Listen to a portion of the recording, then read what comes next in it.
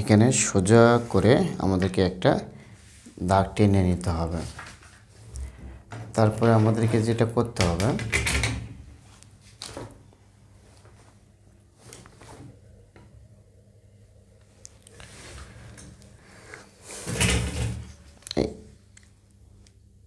আপনার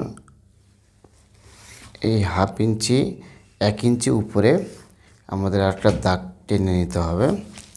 নেওয়ার পরে লম্বা আমরা নিয়েছি 22 ইঞ্চি। এই যে আমরা এখানে নিয়েছি 22 ইঞ্চি। না, এটা আরেকটা বিষয় আছে এখানে। আমাদেরকে এখানে আগে দেখতে হবে যে আসলে আমাদের মেন ব্লাউজটা কতটুকু আছে, এটা আমাদেরকে আগে দেখতে হবে।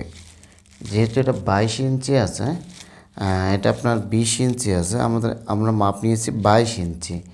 সেক্ষেত্রে আমাদেরকে যেটা করতে হবে, এখান থেকে এই যে বাড়তি আছে এতটুকু বাড়তি করেই আমরা নিব, কারণ কাস্টমারকে আমাকে এভাবে বলছে যে এটা এখান থেকে বাড়তি নিতে।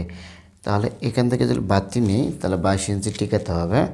তারপরে এখানে আমাদের ভাঙার জন্য আছে 2 ইঞ্চি। এই 2 ইঞ্চি ভাঙার কাপড়টাও আমাদেরকে আস্তরের মধ্যে রাখতে হবে। তাহলে এখান থেকে এই 2 ইঞ্চি কাপড়ে উপরে দাগ দিয়ে নিলাম।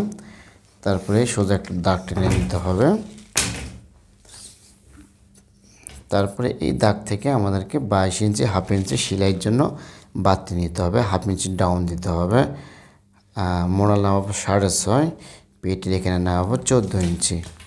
তারপরে সোজা করে আমাদেরকে এই দাগগুলো সুন্দর করে টেনে নিতে হবে। এখানে গলার ডিপ আরেকটা বিষয় আছে, আপনাদেরকে আমি দেখাই, ভালোভাবে দেখাই, তাহলে ভালো করে বুঝতে পারবেন যে এখানে আসলে মূলত ছড়ানোটা কতটুকু আছে। এটা আমাদেরকে অবশ্যই আগে দেখতে হবে। এখানে আছে 6.5 ইঞ্চি টিকবে।